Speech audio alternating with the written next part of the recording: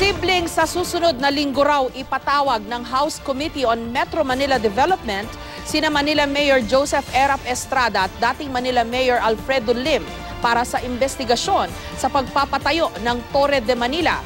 Wala pang dinadaluhang pagdinig sina Estrada at Lim.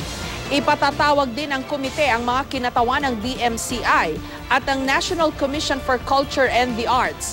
Paglilinaw naman ng chairman ng komite na si Quezon City Congressman Winston Castelo, hindi raw magiging blame game ang mangyayaring pagdinig.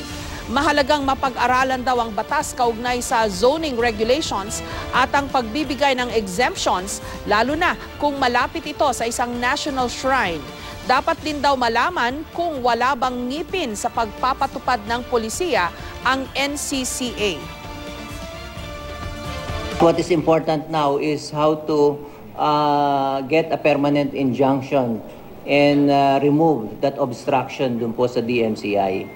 Because it's very clear that DMCI blatantly violated the cease and desist order of the NCCA.